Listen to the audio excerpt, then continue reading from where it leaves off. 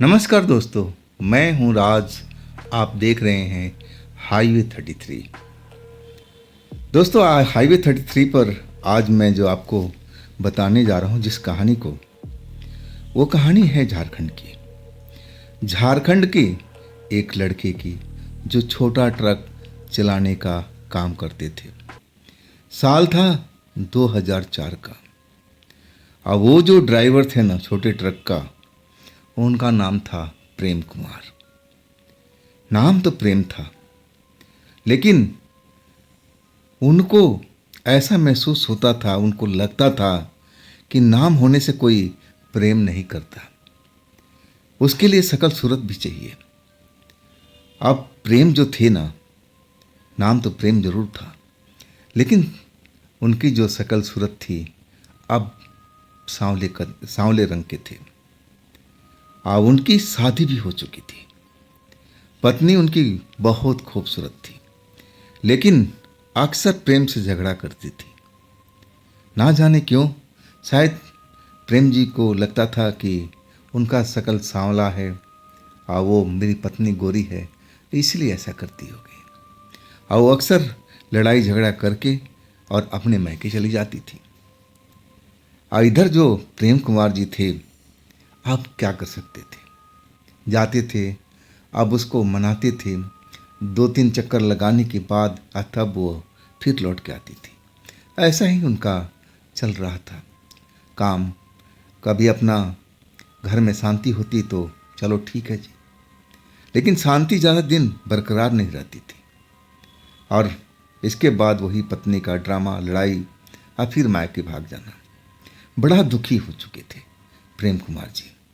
अब जिसने शादी कराया था ना, उसको ढूंढते थे, और जब मिलता ना तब बहुत सुनाते थे। वो भी कहता, भाई अब इसमें मेरा क्या कसूर है, मेरा काम था, अब मैंने शादी करवा दिया, अब मैं क्या कर सकता हूँ। अब प्रेम जी जो थे ना, प्रेम कुमार जी, अब समझ गए कि मेरा जीवन तो ऐसा ही चलेगा, ऐसा ही चलेगा, इसमें कोई बदलाव नहीं होना है। अब अपना काम का जो जो काम करते थे, ड्राइवरी का, ट्रक ड्राइवरी का, उसमें अपना ध्यान देने लगे। अब वो अपना पत्नी से ज़्यादा बात भी नहीं करते थे। जब वो घर में रहती थी ना, देखते थे उसका मूड कैसा है। अगर मूड सही है तो चलो ठीक है, बातचीत कर लिया। अगर देख लेते थे कि मूड खराब है ना इसका, अब जली कट्टी सुनाएगी, इसलिए वो शांत रह जाते थे। और इस तरह उनकी घर गृहस्थी चल रही थी। और शुक्र था कि पत्नी अभी उनकी शांत थी, कई महीनों से लड़ाई नहीं कर रही थी। और प्रेम कुमार जी को बड़ा अच्छा लग रहा था कि चलो अब थोड़ा हमारे घर में सुधार हुआ है। अब मेरी पत्नी को शायद लग रहा है कि लड़ाई झगड़ा करना ठीक नहीं है। अब प्रेम कुमार जी अपना ट्रक लेकर के सुबह निकलते और रात को 10 बजे 11 बजे और इसी वक्त में लौटते थे। जब उनका ट्रक का काम ख़त्म हो जाता था, ट्रक जो अनलोड हो जाती थी, तब वो अपना घर लौट आते थे। ज़्यादातर चक्कर उनका आसपास का ही होता, अपने इलाके के एरिए में। और एक रात जब अपना काम से लौट रहे थे तो रात का 11 बजा हुआ था। आज सोच रहे थे कि आज पत्नी के लिए मैं क्या लेके चलूं, ताकि अगर गुस्सा भी हो तो उसका गुस्सा ठंडा हो जाए। उसको मिठाई बहुत ही पसंद थी, खास करके जलेबी। और वो जलेबी पैक करवा लिए थे। अब अपना थैले में रख करके और अपना जो छोटा ट्रक था उसको चलाते हुए अपने गांव की तरफ आ रहे थे। जब गांव के करीब पहुंचने वाले थे, जब मात्र 2.5 किलोमीटर बाकी रह गया था गांव, और अचानक उनका जो ट्रक था ना, अब एक तरह से बंद हो चुका था। अब प्रेम कुमार जी जो थे, बहुत कोशिश किया कि ट्रक मेरा चालू हो जाए, चालू हो जाए। अंधेरी रात थी, अमावस की रात बिल्कुल थी। प्रेम कुमार जी का कहना था कि वो रात ही अमावस वाली काली रात थी। और मैं कभी भूत प्रेत पर यकीन करता ही नहीं था, ना कभी मेरा भूत प्रेत से वास्ता पड़ा था। लेकिन हाँ, इतना जरूर जानता था, घर में भी जिक्र चलती थी गांव में भी और हमारी ट्रक ड्राइवरी की बिरादरी में भी कि भूत प्रेत होते हैं। कई लोगों का कहना था, ड्राइवरों का कहना था कि मैंने फला फला जगह पर भूतों से सामना किया। और वही मैं सोचता था कि मुझे भी तो काफ़ी दिन ट्रक ड्राइवरी करते हो गया और अभी तक हमने कभी भूत को देखा नहीं, भूत कैसा होता है। और इसके बाद जब वो ट्रक स्टार्ट नहीं हुआ ना, तो मन अब डर से भरने लगा। एक तो काली अंधेरी रात थी और वो जो रोड था ना हमारे गांव का, अब बिल्कुल सूना पड़ चुका था, क्योंकि ये हाईवे तो था नहीं। हाईवे पे तो सारी रात कोई ना कोई गाड़ी चलती रहती है, लेकिन हमारी ये सड़क गांव वाली थी, हाईवे से कटी हुई सड़क थी जो हमारे गांव की तरफ जा रही थी। और उसी गांव से लगभग 2.5 किलोमीटर की दूरी पर मेरा ट्रक अब रुका हुआ था। मैंने सारे यत्न कर लिए, सारे कोशिश कर लिया कि ट्रक मेरा स्टार्ट हो जाए, स्टार्ट हो जाए। और तब मैं थक चुका था, हार चुका था। अब मैं समझ गया कि ट्रक स्टार्ट नहीं होगा। मुझे लग रहा था कि कहीं ना कहीं बैटरी का इसमें दोष है, क्योंकि उसमें इंजन का कोई सिस्टम काम ही नहीं कर रहा था। ऐसा लग रहा था कि बैटरी पूरी डिस्चार्ज हो चुकी है। अब ऐसे वक्त में अगर कोई ट्रक को धक्का लगाए तो हो सकता है कि ट्रक स्टार्ट हो जाए, लेकिन रात के टाइम में कौन मिलता है भाई, वो भी सुनसान सड़क पर। और तब मैं ध्यान से देखने लगा जगह को। रात काली जरूर थी, आसमान में तारे बिल्कुल साफ नजर आ रहे थे। मैं अनुमान लगाने लगा कि मैं गांव से कितनी दूरी पर हूँ। और तब मुझे वो बगीचा नजर आया।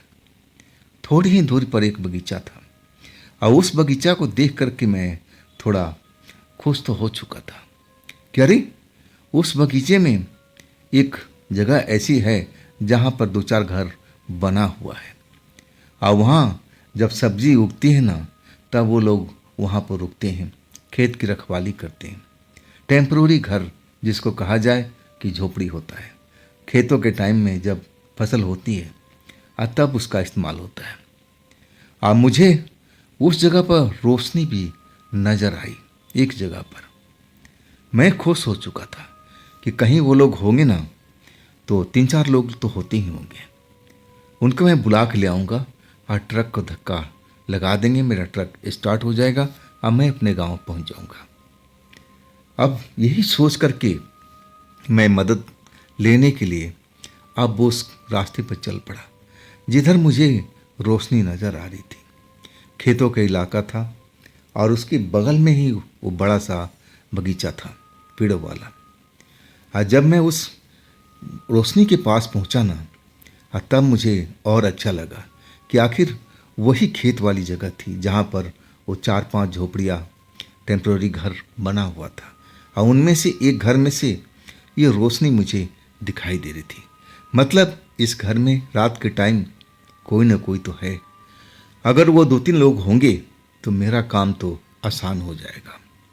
और यही सोच करके मैं लंबे लंबे कद बढ़ता हुआ उस झोपड़ी के पास पहुंच गया। मैं देखा उन झोपड़ी में दरवाज़ा तो था नहीं जिसमें से रोशनी मुझे नज़र आ रही थी। तो मैं झांक करके देखने लगा, आवाज़ भी लगाया कि कोई है भाई, इसमें कोई है। लेकिन मेरी आवाज़ का कोई जवाब नहीं दे रहा था। अब मुझे पता था कि वहाँ लाइट जल रही है, लालटेन जल रहा है, तो कोई ना कोई इंसान तो ज़रूर होगा, फसल की रखवाली कर रहा होगा। लेकिन झोपड़ी में नज़र नहीं आ रहा था। मुझे लगा कि ज़रूर अपने खेतों में होंगे, इधर उधर घूम रहे होंगे, जानवरों से अपनी फसल की रक्षा कर रहे होंगे। और तब मैं खेतों के साइड देखने लगा। मुझे दूर तक कोई खेतों में नज़र नहीं आ रहा था। तो आखिर इस झोपड़ी के जो रखवाले थे कहाँ गए भाई रात के टाइम? लालटेन जलती हुई छोड़ करके ऐसा तो कोई जाता नहीं। और वहाँ पर मैंने देखा कि वहाँ मटका पानी का रखा हुआ है, गिलास मैंने देखा बाहर पड़ा हुआ है। मतलब कोई है और जो पानी पी करके गिलास बाहर रख के गया हुआ है। मतलब कोई ना कोई तो यहाँ है, रहता है। अब लेकिन वो है कहाँ पर, वही चीज़ तो मुझे देखना था। लेकिन हर तरफ में नज़र घुमा के देख लिया, कहीं कुछ पता नहीं चल रहा था। अब मैं सोचा कि चलो इस झोपड़ी को छोड़ देते हैं। अब उसके बाद दूसरे खेत में झोपड़ी थी और वहाँ पर अंधेरा था। मुझे लगा कि कहीं ये लोग उस झोपड़ी में तो नहीं है। मैं उस झोपड़ी की तरफ चल पड़ा था। जब उस झोपड़ी के पास पहुँचा ना, तो वहाँ भी कोई नहीं था। वो झोपड़ी तो अंधेरे में डूबी हुई थी। मुझे अब लगा कि अब मैं कहाँ जाऊँ, वापस चलें, क्या करें, यही समझ में नहीं आ रहा था। मैंने बोला जब खेतों के अंदर आ चुका हूँ तो एक आध झोपड़ी और बची हुई, उनका भी हमें तलाश कर लेता हूँ।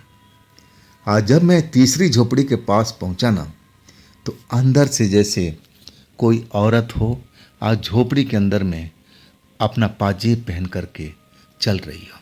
पाजेब की आवाज़ मुझे साफ साफ सुनाई पड़ा, चम चम चम, ऐसा आवाज़ मुझे आता हुआ महसूस होता, मुझे दिख रहा था, सुनाई पड़ रहा था पूरी अच्छी तरह से। अब मैं आवाज़ लगा दिया, कोई है यहाँ पर, इस झोपड़ी में कोई है? उधर से एक सुरीली आवाज़ सुनाई पड़ी, क्या काम है, कौन हो आप? वो आवाज़ एक औरत की लग रही थी, आवाज़ में मिठास थी।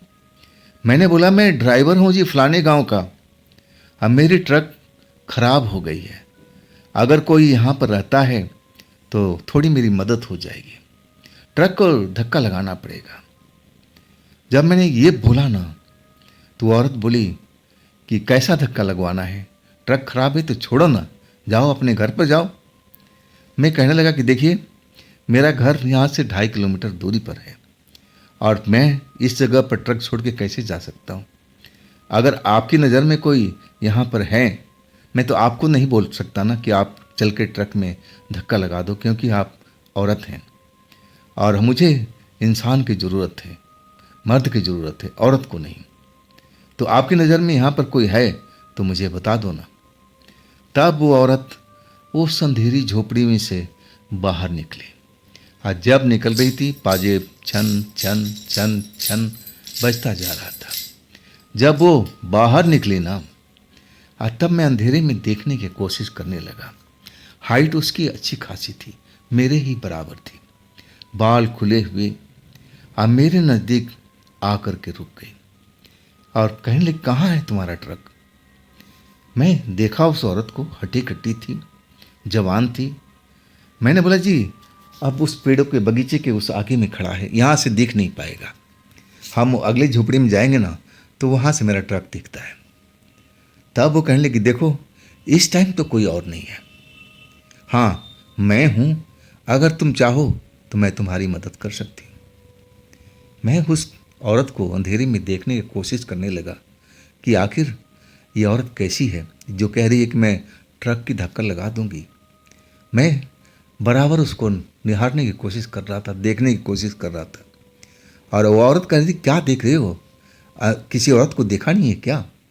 अरे बताओ, तो अगर तुम्हें चलना है तो चलो, ना तो मेरा टाइम मत खराब करो। मैं कहने लगा कि आपसे क्या ट्रक धक्का लग जाएगा, आप मजबूत हैं इतनी? तब वो हंसने लगी, कहने लगी तुम्हारे काम से मतलब है ना, तुम्हारा ट्रक स्टार्ट चाहिए ना। मैंने बोला हाँ, तो चलो ना भाई, अब देरी मत करो, मेरे पास और भी काम है, मैं उस काम में बिजी थी। मैं हैरान था कि ये नाजुक सी औरत अब मेरा ट्रक को अब धक्का कैसे लगा देगी, मैं यही सोच रहा था। और तब तक वो कहने लगी कि अगर देखो चलना है तो चलो, और नहीं तो वापस जाओ, मेरे पास अब तुम्हारे लिए वक्त नहीं है। और तब मैं कहने लगा, अरे ये तो गड़बड़ हो जाएगी, चलो ट्राई कर लेते हैं, देखते हैं कुछ बात बन जाए। और इसके बाद मैं आगे आगे, मैं अब पीछे पीछे वो औरत चल पड़ी। मैं सारी रास्ता जो खेतों का था, मैं मुड़ मुड़ करके उसको देखने की कोशिश करता कि आखिर इसके बदन में इतनी ताकत कैसी है, कैसे कह रही है कि मैं मेरी छोटी सी ट्रक को धक्का लगाई। ट्रक भी तो वजनी होता है, तो ये नाजुक सी औरत कैसे धक्का लगा सकती भाई। मैं ऐसी ही संदेह में फंसा हुआ था, लेकिन वो औरत कह रही थी कि चलो जल्दी तेज चलो, मुझे और भी काम है। और कुछ देर के बाद हम खेतों का इलाका पार कर चुके थे। ट्रक मेरा अब साफ दिखाई दे रहा था। अब मैं जब उसको दिखाया कि देखो जी मेरा ये ट्रक है, आपको नज़र आ रहा है ना। तब वो कहने लगी अरे ये तो छोटा सा बच्चा ट्रक है, मैं तो बड़ा बड़ा ट्रक भी कहो धक्का लगा दूँ। मैं हैरान था उसकी बात सुन करके। तब मुझे संदेह होने लगा कि औरत का दिमाग खिसका हुआ तो नहीं है, ये औरत अपने आप को क्या पहलवान समझ रही है। मैं यही सब सोचता हुआ कभी कभी मुड़ के देख लेता। और फिर हम अपने ट्रक के पास पहुंच गए थे। ट्रक को उसने घूर करके देखा, चारों तरफ से एक बार घूमा और कहने लगी कि आप बैठो ट्रक में, और मैं धक्का लगा रही हूँ। मेरे पास ट्रक में अब बैठने के अलावा कोई रास्ता भी नहीं था, और वो जल्दी मचा रही थी कि देखो मेरे पास और भी काम है और भी काम है। अब फिर मैं ट्रक में जा बैठा था। मैंने बोला कि आप ठीक है, आप लगा दो धक्का, देखते हैं अगर धक्का लग गया थोड़ा सा भी तो मेरा ट्रक स्टार्ट हो जाएगा।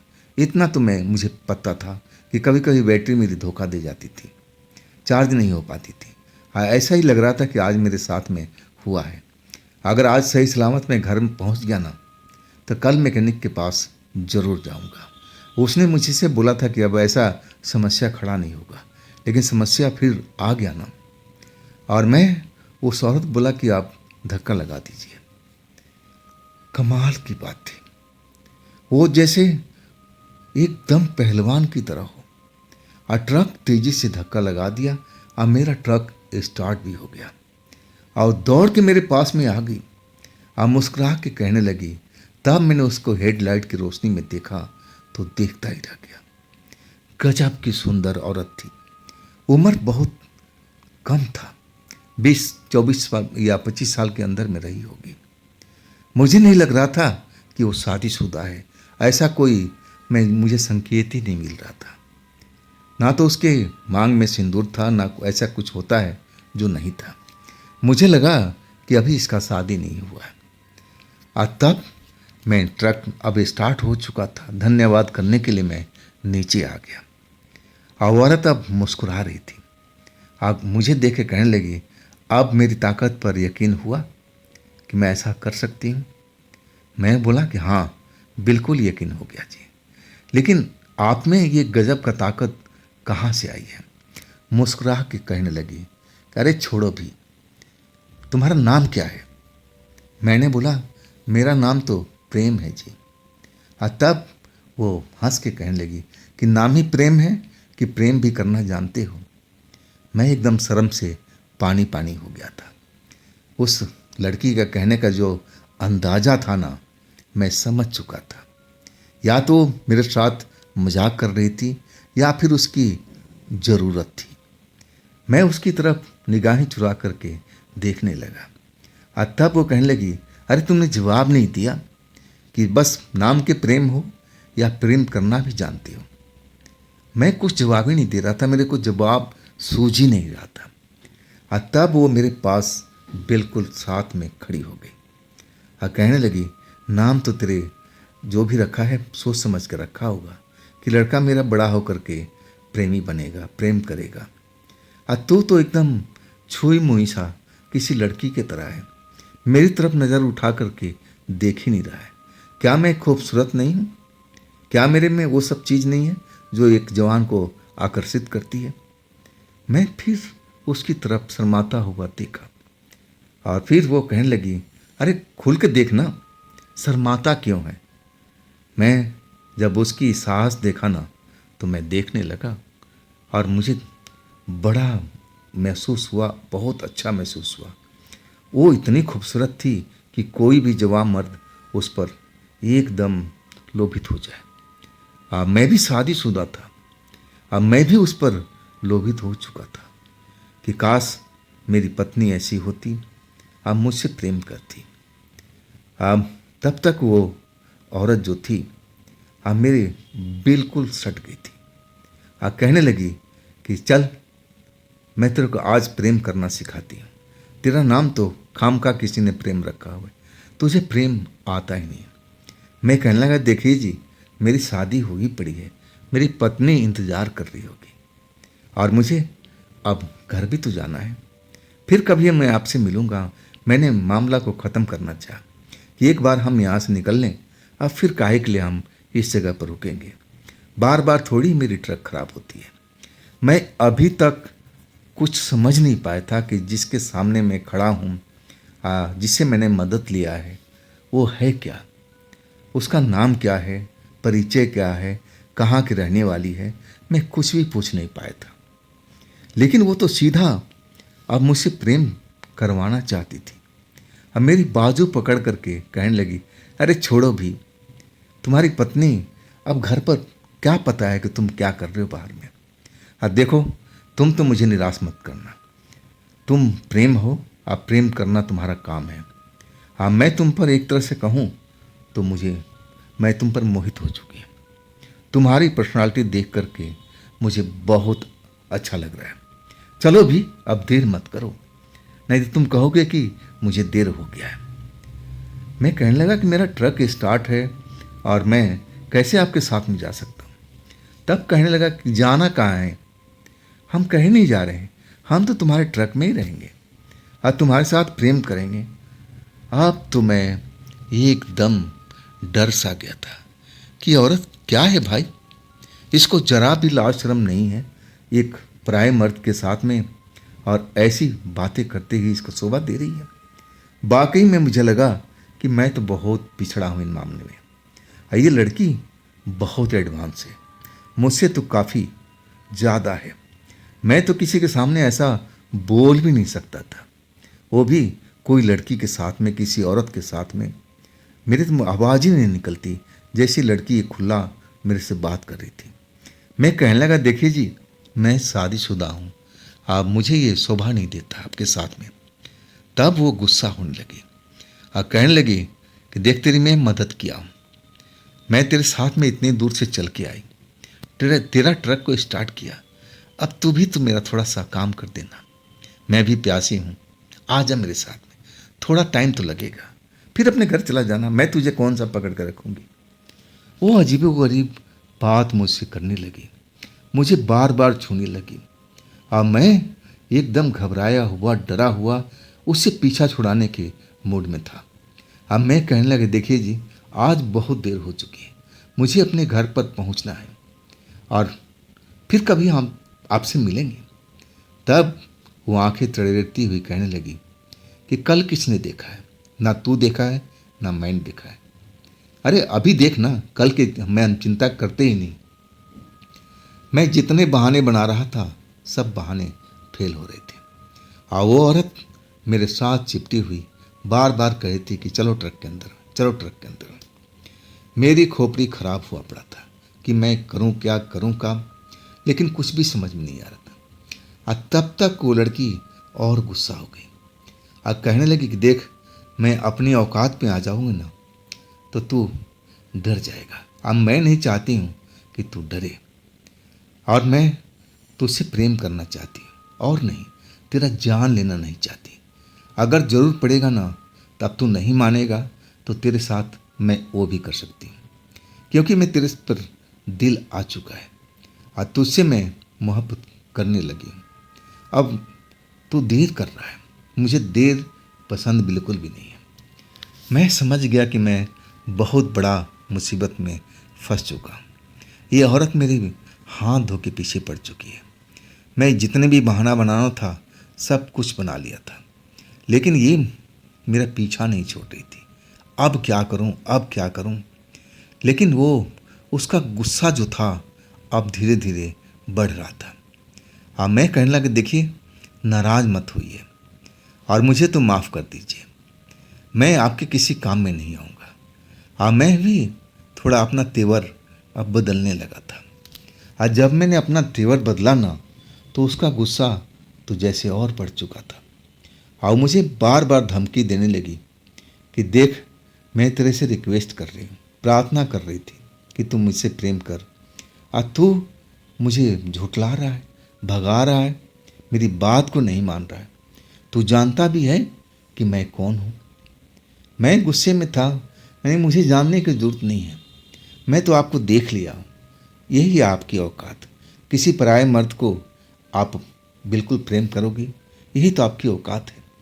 जबकि मैं शादीशुदा हूँ, मुझे शर्म है, लेकिन आपको शर्म नहीं है। मैं जो भी था गुस्से में मैं भी उसको बता रहा था। और तब वो कहने लगी कि देख, अगर मैं अपनी झोपड़ी से यहाँ नहीं आती ना तो तेरा ट्रक भी स्टार्ट नहीं होता। खैर, अब मैं यहाँ से जा रही हूँ। अब तेरा ट्रक अब तो बंद होगा और तू जो चाहिए करके अपना ट्रक स्टार्ट कर लेना। अब वाकई में वो औरत नाराज हो गई थी। गुस्से में पैर पटकते हुए आज जाने लगी। मेरा ट्रक अच्छा भला स्टार्ट था। आज जैसे उसने बोला ना, ट्रक बिल्कुल शांत खामोश हो गया। मैं आश्चर्य में कि भाई ये लड़की है क्या चीज़। आइए, एक झटके में मेरा ट्रक बंद कर दिया। अब मैं क्या करूं? मुझे कुछ भी समझ में नहीं आ रहा था। मैं ट्रक को दोबारा स्टार्ट करने लगा, लेकिन ट्रक जैसे पहले पोजीशन में था उसी पोजीशन में आ चुका था। जैसे लग रहा था कि बैटरी पूरा का पूरा डिस्चार्ज। और वो लड़की अब रोड के किनारे पहुंच गई थी। अब बड़बड़ाती हुई जा रही थी कि अब कर लेना अपने ट्रक स्टार्ट और जल्दी अपनी बीबी के पास पहुंच जाना, तेरी बीबी इंतज़ार कर रही होगी। वो चिल्ला चिल्ला के जैसे बोल रही थी, अरे मैंने तेरा पूरी रात थोड़ी मांगा था। मैं तो तेरे से प्रेम करती थी। मेरे पास में थोड़ी देर के लिए आ जाता, मैं तुझे कौन से रोक लेती। तू अपना घर चला जाता, अपनी बीवी के पास जाता। यही बड़बड़ाती हुई अब रोड से खेतों की तरफ उतरती जा रही थी। मुझे लग गया कि अब मैं यहीं फंस जाऊंगा। अब फिर मुझसे रहा नहीं गया। मैं उस औरत को आवाज़ दिया, अरे सुनिए तो सही, नाराज़ क्यों हो गई? औरत शायद यही चाहती थी। वो रुक करके कहने लगी, कर लेना इस ट्रक अपना स्टार्ट, तेरी बीवी बुला रही है, जा जल्दी उसके लिए। मैं कहने लगा कि सुनिए तो सही, आइए मेरे पास में। और तब वो धीरे धीरे कदम उठाती हुई पहुंची। मैंने बोला कि देखिए, नाराज़ मत हुई है, मैं सही बोल रहा हूँ कि मैं शादीशुदा हूँ। अब मुझे ये शोभा नहीं देता, ये तो मेरी पत्नी के साथ में धोखा होगा ना। और तब वो आंखें तड़पती कहने लगी कि तू मुझे उपदेश मत दे। मुझे क्या करना है नहीं करना है मैं खुद जानती हूँ। अगर तू मेरा साथ देता है तो ठीक है, नहीं तो मैं जा रही हूँ। फिर वो जाने को तैयार हो गई। आखिरकार मुझे अब उसको बोलना पड़ा कि ठीक है, मैं तैयार हूँ, लेकिन पहले आप ट्रक स्टार्ट तो कर दीजिए। वो कहने लगी, मेरी चुटकी का काम है, तो इसका टेंशन मत ले। और मैं अब मेरे पास में कोई रास्ता ही नहीं बचा था। और थी भी वो इतनी बला के खूबसूरत कि किसी भी इंसान का दिल आ जाए। मैं भी तो इंसान था, मैं भी पिघल गया, बहाव में बह गया, उसके प्रेम जाल में फंस गया था। अब इसके बाद जब मैं बोला कि हाँ, अब तो आपकी मनोकामना पूर्ण हो गई ना, अब तो मेरा ट्रक स्टार्ट कर दीजिए, मैं अभी अपना घर पहुँचूँ। और तब वो कहने लगी कि मुझे उतर जाने दे। और वो ट्रक से नीचे उतर गई। अब फिर कहने लगी कि तू चाबी तो घुमा। मैंने जैसे ही चाबी घुमाया, ट्रक तो एकदम स्टार्ट हो गया। और वो मुस्कुराती हुई, हाथ हिलाती हुई कहने लगी कि फिर कभी मिलना, तेरे से मिलके बहुत मुझे मज़ा आया है, हम दोस्ती कर लेंगे फिर। अब तो मेरा खून सूख गया था कि क्या है भाई, ये जादूगरनी है या फिर कोई और चीज़ है? ये क्या क्या बोल रही है, कैसे मेरा ट्रक स्टार्ट कर दिया? मैं एकदम कहा जाना तो पूरा पसीने में नहा गया था। वो अब मेरी नज़रों से दूर होती जा रही थी, खेतों के इलाका में पहुंच चुकी थी।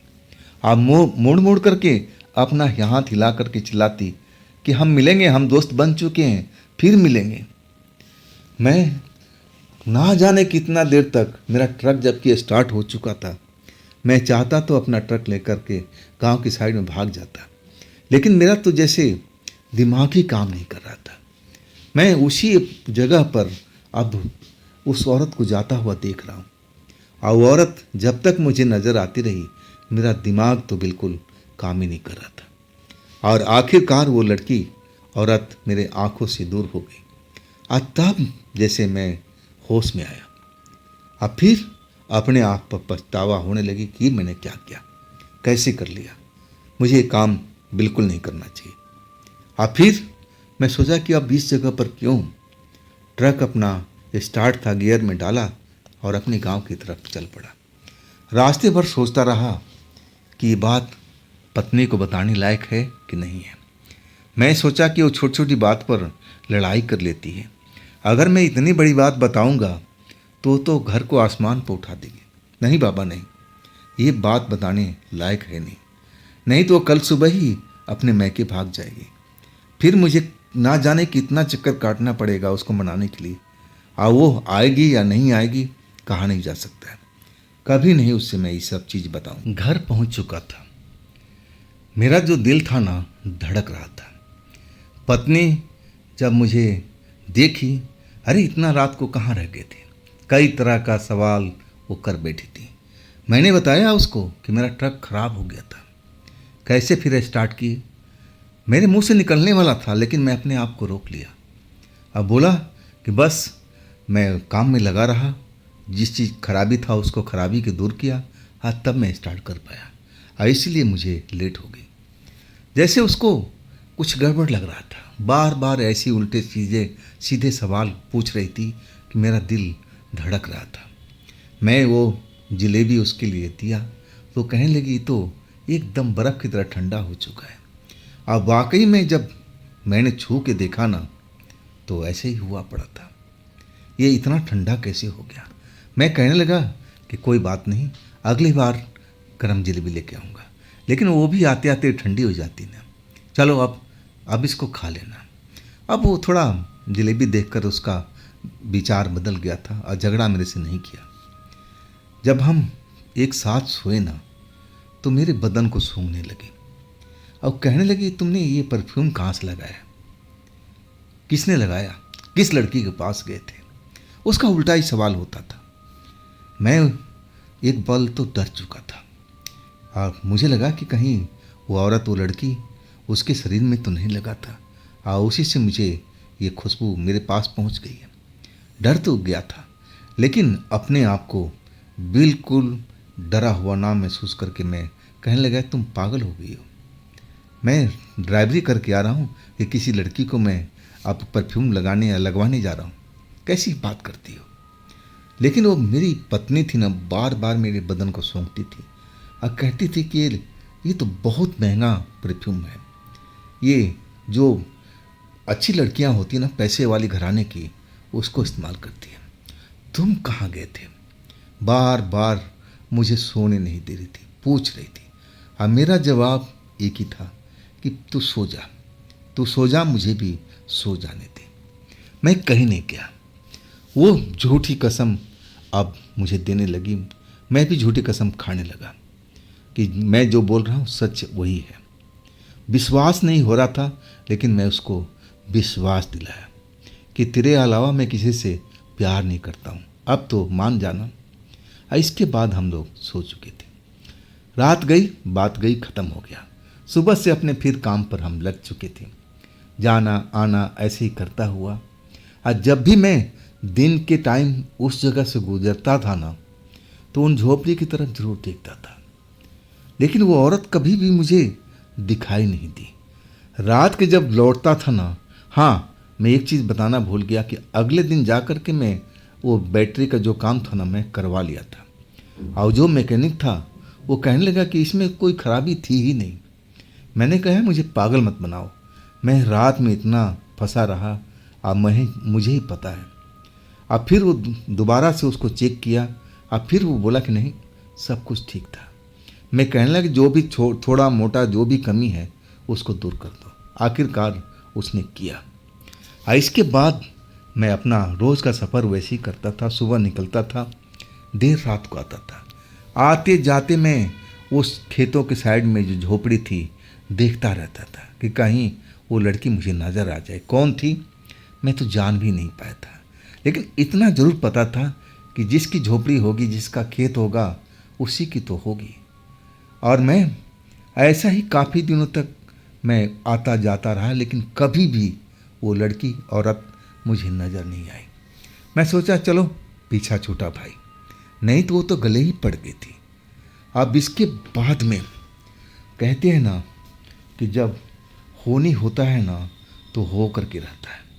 वो रात जो थी वो भी अमावस की रात थी। अब अमावस को रात को मैं फिर लेट आ जा रहा था अपने गांव की तरफ। अब आज तो कुछ ज़्यादा ही लेट हो गया था, 12 से ऊपर का टाइम हो गया था। अब मैं तेज़ी से चलता हुआ उसी जगह से अब गुजर रहा था। जैसे उस खेतों के इलाके में आया ना, बगीचे वाले इलाके में, और अचानक वैसे ही हुआ, इंजन में गड़गड़ाहट हुई, जैसे कोई चीज़ इंजन के अंदर में टूट गया। और फिर ट्रक रुक गया। मैं घबरा गया कि ये क्या हुआ भाई, पूरे 1 महीना तो हमारा ट्रक सही सलामत चलता रहा और आज क्या हो गया। मैं पूरी तरह से डर चुका था। अब मैं सोचा कि क्यों अपना टाइम ख़राब करूं, इंजन देख लेते हैं जल्दी जल्दी। लेकिन ये जो घड़घड़ाहट की आवाज़ आई ना, मुझे आशंका था कि इस बार इंजन के अंदर में कुछ कांड हो गया और मैं अब क्या करूं। यही सोच विचार कर ही रहा था, कुछ ही मिनट हुए थे और तभी मुझे पाजेब की आवाज़ सुनाई दी, छम छम, ऐसा बजता हुआ जैसे औरत तेज़ी से उस खेत की साइड से आती जा रही हो। और जब मैं आवाज़ सुना ना तो मुझे याद आ गया वो रात की बात, जो उसकी झोपड़ी में मुझे पहली बार उसके पाजेब की आवाज़ सुनाई पड़ा था। मैं चौकन्ना हो गया और तभी उसी रास्ते पर अचानक मुझे वही औरत मुझे आती हुई दिखाई दी और तेज तेज कदम से मेरी तरफ आ रही थी। जब मैंने उसको साफ देखा ना, तब मेरा दिल तेजी से धड़कने लगा कि अरे, ये आज फिर इस जगह पर, वो भी रात के टाइम में। और तब तक वो मेरे पास आ चुकी थी। अब मुझे देख करके मुस्कुरा के कहने लगी, प्रेम नाम है ना, प्रेम करते हो, लेकिन मुझसे नहीं करते, औरों से करती हो, अपनी पत्नी से करती हो। अरे मुझसे भी कर लो, अब तो हम दोस्त बन चुके थे, दोस्त बन चुके हैं। कहाँ भागे जा रहे थे, मुझे पता था कि तुम इसी रास्ते से निकल रहे हो और देखो संजोग, तुम फिर उसी जगह पर आकर के रुक गए हो। ये तो मेरा भाग्य था। अब वो ज़बरदस्ती हमारे ट्रक के अंदर घुस गई थी और मेरे बदन से खेलने की कोशिश करने लगी। अब मुझे इस गुस्सा था इस बात का कि मेरा ट्रक अब खराब हो चुका है और इसको अपनी प्रेम की पड़ी है। मैं कहने लगा कि देखिए, मेरा ट्रक बिल्कुल काम नहीं कर रहा, जैसे इंजन के अंदर कुछ चीज़ टूट गया हो, और आपको अपनी प्रेम की पड़ी है। अब मेरे बारे में भी सोचिए, मैं कितना परेशान हूँ, और ऐसे समय में कोई प्रेम करता है, उसके जज्बात अब आते हैं क्या, ऐसा मैं समझाने लगा था उसको। लेकिन वो मुस्कुराती हुई कहने लगी, अरे छोड़ो भी प्रेम, ये तो मेरे 2 मिनट का काम है, मैं तुम्हारे ट्रक को स्टार्ट करके भेज दूंगी, तुम इससे प्रेम तो करो। मैं अब उसकी तरफ देखा, वो मुस्कुरा के कहने लगी, हाँ हाँ, मैं सच बोल रही हूँ, जैसे मैंने पहले किया था ना, आज भी कर दूंगी, तुम चिंता मत करो, तुम मुझसे प्रेम करो। मैं अब उसकी तरफ देखता जा रहा था और वो मेरे हर पल करीब होती जा रही थी। आखिरकार जब हम बिल्कुल शांत हो गए, वातावरण शांत हो गया, ऐसा लग रहा था कि वहाँ पर अब कोई है ही नहीं है। अब फिर मैं डरते हुए कहा कि देखिए, आपने वादा किया था, आप मेरा ट्रक सही कर दीजिए। अब मुझे उम्मीद नहीं थी कि औरत इंजन का जो अंदर टूटा हुआ पार्ट है उसको कैसे सही कर सकती है, कैसे मेरा ट्रक स्टार्ट हो सकता है। आज तो बैटरी का मामला ही नहीं है, बैटरी वाला तो केस ही नहीं है। तब वो कहने लगी, अरे घबराओ मत, घबराओ मत, मुझे कुछ खुशबू आ रही है। मैंने बोला, किस चीज़ की खुशबू? मिठाई की। अब मुझे याद आ गया कि आज भी मैंने अपनी पत्नी के लिए जलेबी लिया था और वो जलेबी महंगी वाली थी, शायद उसमें कोई खुशबू डाला हुआ था और वही खुशबू का महक उस औरत ने ले लिया था। अब मैं मना करते रह गया कि देखिए, अपने पत्नी के लिए जलेबी लिया, लेकिन वो इंतज़ार नहीं करी, थैला खोल करके और खाना शुरू कर दिया। जलेबी पूरा डकार चुकी थी। एक डकार लेके कहने लगी, बड़ा गजब का जलेबी था, अरे हमारे लिए भी कभी लाया करो ना। मैं अब उसकी तरफ देख रहा था, ये तो मेरी पत्नी का जलेबी खा चुकी है। अब मैं कहने लगा, देखिए, ज़रूर लाऊंगा अगर मेरे पास वक्त रहेगा, लेकिन दिन के टाइम में तो कभी आप मुझे मिलती नहीं हो। और आज 1 महीने के बाद आप रात को दिखाई पड़ी हो। तब वो कहने लगी, देखो अब मैं हमेशा तो खेत में रहती नहीं ना, जब मेरे पास में वक्त मिलता है और जब खेत को रखवाली करना होता है तभी तो आती हूँ। और इसके बाद वो औरत फिर मुझसे आप कहने लगी कि देखो जब भी आओ ना तो जलेबी ज़रूर ले आना, यानी कि जलेबी तो मैं ला दूँगा लेकिन तुम मिलोगी तब ना। और तब वो कहने लगी कि देखो अगर मैं ना मिली ना, वो सामने वाला पेड़ देखो और पेड़ पर तुम टांग जाना, जलेबी मुझे मिल जाएगी, मुझे पता चल जाएगा कि तुमने जलेबी वहाँ पर रखा है। मैं आश्चर्य से उसकी तरफ देखता रहा। और इसके बाद उस औरत ने मेरे ट्रक को बोली कि चाबी तो घुमाओ, चाबी तो घुमाओ, स्टार्ट तो करो। और जैसे ही मैं चाबी घुमाया ना, अब इंजन मक्खन की तरह स्टार्ट हो गया था। कोई भी उसमें कड़कड़ धड़धड़ की आवाज़ नहीं थी। ये तो एक तरह का जादू था और ये जादू औरत कर रही थी। और तब वो कहने लगी कि जाओ आप अपने पत्नी के पास जाओ, रात बिताओ, अब फिर हम मिलेंगे। और वो हाथ हिलाती हुई, और तब तक मैं उसी जगह पर खड़ा रहा जब तक वो मेरी नज़रों से दूर नहीं हो गई। मुझे होश ही नहीं था। जब वो चली गई, मेरी नज़रों से दूर हो गई, और तब मुझे होश में आया कि मैं यहाँ पर क्या कर रहा हूँ और ये सब मैंने क्यों किया। दिमाग मेरा झल्ला चुका था। और फिर ट्रक स्टार्ट ही थी, मैं गियर में डाला और सीधा अपने घर पहुँचा। जब मैं घर पहुँचा ना, पत्नी आज नाराज़ थी, गुस्से में थी। और नाराज़गी का वजह था मेरे बदन से वही खुशबू आना जो उस टाइम उसने महसूस की थी।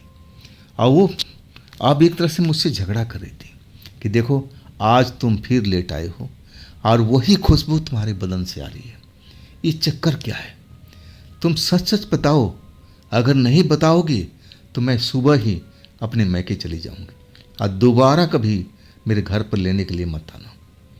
सच्चाई जो भी है मेरे सामने रख दो, हो सकता है कि मैं तुम्हें माफ़ कर दूं। मैं बड़ा गंभीर स्थिति में फंसा हुआ था। मुझे ऐसा लग रहा था कि मैं अगर ना बताऊंगा तब भी ये नाराज़ हो जाएगी, अगर बताऊंगा तो ना जाने क्या करेगी, कुछ कहा नहीं जा सकता। लेकिन जैसा उलझन मेरे साथ में हुआ था ना, सुलझ नहीं रहा था। मैं अपने दिमाग पर काफ़ी जोर डाल रहा था कि हे भगवान, हे ईश्वर, मैं अब क्या करूं, कैसे बताऊं कि मैं क्या किया हूं। और तब मेरी औरत मुझ पर दबाव देने लगी, अगर तुम नहीं बताओगे तो सुबह होते ही मैं अपने मैके निकल जाऊंगी और फिर तुम बैठे रहना इसी जगह पर। धमकी वो दे चुकी थी। अब मैं उस धमकी को कितनी बार देख चुका था। वो जो कहती थी ना, वो बिल्कुल करती थी। इसीलिए मैं बिल्कुल डरा हुआ था। मुझे लगा कि सब कुछ बात बता देना चाहिए। इसके बाद मैं धीरे धीरे धीरे धीरे वो पहली रात से लेकर के आज वाली कहानी भी मैं बता दिया। आज जैसे ही मैंने कहानी पूरा किया ना, मुझे लगा कि आज घर में एकदम महाभारत शुरू हो जाएगी। लेकिन मेरी जो पत्नी थी ना, डरी हुई दिखाई दे रही थी। पूरा बदन जैसे उसके डर से कांप रहा हो। मैं जब अपनी पत्नी का चेहरा देखा ना तो थरथरा रहा था। ये कैसे क्या हो गया? मैं पूछने लगा, अरे अचानक तुम्हें हुआ क्या? तबीयत ठीक है ना? वो मेरी तरफ घूर रही थी, कुछ बोल नहीं रही थी। मैं बार बार उससे पूछ रहा था कि तुम सही हो ना? अचानक तुम मुझसे झगड़ा कर रही थी, अब फिर तुम्हारा ये क्या हो गया? हाथ पैर क्यों कांप रहा है? चेहरा क्यों कांप रहा है? क्या हो गया तुम्हारे साथ में? अब फिर मैंने उसको अब एक तरह से दिलासा देने लगा कि शांत हो जाओ, जो कुछ हुआ है मुझे बताओ। देखो जो मैंने किया है ना, अनजाने बस में किया है। मैं जानबूझकर ऐसा कोई काम नहीं किया। मैं कसम खाने लगा। वो तब जाकर थोड़ा शांत हुई। उसकी आंखों में आंसू बह रहे थे। फिर उसने जो कहना शुरू किया ना, तो मैं तो एकदम डर चुका था। वो जो बताने लगी कि देखो, जिस औरत के साथ में तुमने 2 रात गुजारी है ना, वो औरत है ही नहीं। वो तो या तो डाइन है या कोई चुड़ैल है या कोई आत्मा लड़की है, तीनों में से कोई है। किसी साधारण लड़की में, किसी साधारण इंसान में इतना पावर होता ही नहीं है कि ऐसा कुछ काम कर ले। तुम कैसे समझ नहीं पाए कि वो जो लड़की है वो कोई शक्ति है? तुम्हें पता ही नहीं चला। मैं क्या बोलूं कि मेरा उस वक्त में दिमाग ही काम नहीं करता था। मैं अब उसको एक तरह से मनाने की कोशिश करने लगा कि मुझे माफ़ कर दो, मुझे माफ़ कर दो। मुझे अंदाज़ा ही नहीं था, मैं पहचान ही नहीं पाया। तब उसने सब कुछ जो बताया ना, जैसे जैसे बता रही थी, अब मुझे विश्वास हो चुका था कि मैं जिस लड़की से मिला था दूसरी बार भी, दोनों बार एक ही जैसे हादसे हुए थे। ट्रक मेरा ख़राब हो गया था, तभी एक बार तो मुझे ढूंढ के लाना पड़ा और दूसरी बार तो खुद ही आ गई थी। वो मेरा इंतज़ार कर रहे थे कि मैं इस रोड से गुजरूंगा और वो मेरा ट्रक ख़राब कर देगी, और तब मुझे रुकना ही पड़ेगा। वही चाहती थी और वही हुआ था। पत्नी बेहद डरी हुई थी और कहने लगी कि देखो जी, ये लड़की आसानी से तुम्हारे पीछा नहीं छोड़ने वाली, और हमें सुबह में कहीं जाना पड़ेगा, मेरे मैके की साइड में। मैं कहने लगा कि भगवान, मेरे काम है, कई मेरे कल काम है, कितने जगह पर मुझे माल छोड़ना है। वो कहने लगी कि देखो, अगर जान बचानी है तो मेरे साथ चलना ही पड़ेगा, और नहीं तो तुम्हारे साथ में अभी तो खेल शुरू हुआ है और वो खेल इस घर तक पहुंच जाएगा, मैं भी लपेटी जाऊंगी और तुम तो जिंदा बचोगे नहीं, और मेरे साथ ना जाने क्या होगा। इसलिए बेहतर है कि काम धाम तो भूल ही जाओ, अब कुछ दिन के लिए मेरे मैके चलो, मैं जानती हूँ कि मुझे क्या करना है। अब फिर वो जिद पर अड़ चुकी थी। मुझे मालूम था कि अगर एक बार जिद पर अड़ गई ना तो फिर वो कुछ भी कर सकती है। अगले सुबह हम लोग जल्दी निकल चुके थे, उसके मैके पहुंच गए थे। 12 बजे के आसपास तक हम एक तांत्रिक के पास बैठे हुए थे, और तांत्रिक जो कुछ बता रहा था ना, वो पत्नी मेरी पहले बता चुकी थी कि वो लड़की एक आत्मा है, और वो आत्मा भी बहुत एक तरह से मजबूत है, शक्तिशाली है, और वो बहुत कुछ कर सकती है। शुक्र है कि आप लोग आ गए हो, अब नहीं तो अगर लेट हो जाता ना तो मैं कुछ नहीं कर पाता। मैं पूछने लगा कि बाबा, आखिर वो कैसी आत्मा है? मुझे आत्मा को पता भी नहीं था। कि मैं ये ज़रूर जानता था कि भूत प्रेत चुड़ैल 3 चीज़ का पता था, लेकिन वो आत्मा लड़की है क्या? तब मैं उनसे पूछने लगा कि आत्मा कौन है। तब वो कहने लगा, जो तांत्रिक बाबा थे, कि तुम बहस में मत पड़ो, जैसे भूत प्रेत होते हैं उस तरह का आत्मा ही होता है। अब वो आत्माएं कई तरह की होती है, मैं पूरा परिभाषा तो बताने बैठा नहीं। अब मैं तुम्हें अब आराम देना चाहता हूँ, तुम्हें उससे मुक्ति दिलाना चाहता हूँ, ये चाहते हो? मैंने बोला हाँ बाबा। तब उन्होंने लंबा चौड़ा लिस्ट बना दिया कि ये सामान खरीद के ले आओ और हमें पूजा करना पड़ेगा। अब हम क्या करते? जो भी था सारा सामान इकट्ठा किए, और इसके बाद बाबा सारा सामान रख लिए और कहने लगे कि बस थोड़ा शाम हो जाने दो, और फिर हम पूजा स्टार्ट करेंगे। अब शाम भी हो गई, पूजा स्टार्ट कर चुके थे। हम दोनों पति पत्नी बैठे हुए थे उनके सामने में। अब फिर वो कहने लगे मेरी पत्नी से कि बेटा तुम साइड हट जाओ, तुम्हारी अभी ज़रूरत नहीं है, जब ज़रूरत होगा तो मैं तुम्हें आवाज़ दे दूँगा। और इसके बाद मुझे जब उन्होंने चावल अक्षत मेरे शरीर पर छिड़का ना, तो मुझे होश ही नहीं था। मैं एक तरह से बेहोशी में जा चुका था। जब मुझे वास्तव में होश आया ना, तो ऐसा लग रहा था कि मेरे पूरा रग रग में भयंकर दर्द हो रहा, ऐसा मुझे महसूस हो रहा था। वो ऐसी दर्द थी कि मुझे अब बर्दाश्त नहीं हो पा रहा था। और हम उसी जगह पर थे, अंधेरा हो चुका था, और मतलब रात हो चुकी थी। और जब मैंने दीवार पर घड़ी लगा, जो तांत्रिक बाबा का रूम था, तब मैंने देखा कि रात के 11 बज रहे थे। मतलब शाम को 6 बजे से लेकर के अब 5 घंटा हो चुका था हमारे उसी जगह पर। अब 5 घंटे के बाद में होश में आया था। तब तांत्रिक बाबा वही कहने लगे कि अब तुझे कैसा महसूस हो रहा है? मैंने बाबा भयंकर दर्द हो रहा मेरे शरीर में। वो कहने लगे कि हाँ, अभी थोड़ी देर दर्द जरूर होगा, क्योंकि वो तेरे अंदर से वो उसका रूह वो निकल चुका है। अब थोड़ा दर्द थोड़ा बर्दाश्त कर। हाँ, इसमें 1 आध घंटा ज़रूर टाइम लगेगा। अब अपने तुम घर जा सकते हो। इसके बाद हम घर आए थे। वास्तव में जैसे तांत्रिक बाबा ने बताया था, 1 आध घंटे के बाद में दर्द आराम आने लगा। इसके बाद मैं सो चुका था। सपने में मैं अजीब अजीब चीज़ देख रहा था, जैसे वही लड़की मेरे आस पास गुजर रही हो। अब मुझे धमकी दे रही हो कि तूने ये सही नहीं किया, तूने ये नहीं सही किया, मैं तुमसे बहुत प्रेम करती थी, फिर तू कभी मिल अकेले में, और तब मैं इस बार तुम्हें छोड़ूंगी नहीं। अब मेरी नींद खुल गई। मैं डरा हुआ था। मैं शुक्र था कि मेरी पत्नी मेरे पास में थी और वो मुझे एक तरह से जगा रही थी कि उठो उठो, प्रेम क्या हुआ। तब मैंने बताया कि ऐसा सपना देखा था। वो कहने लगी बाबा बोले हैं ऐसा वो सपना दिखाएगी, डराएगी। अब इससे कुछ नहीं, डरने की आवश्यकता नहीं है, मुझे बाबा वह पूरा यकीन है। इसके बाद थोड़ा हमें राहत ज़रूर मिली थी। हाँ, दूसरे दिन भी वो बाबा बुलाए थे, पूजा किए थे, एक छोटा सा पूजा, और उसमें हमने भाग लिया था।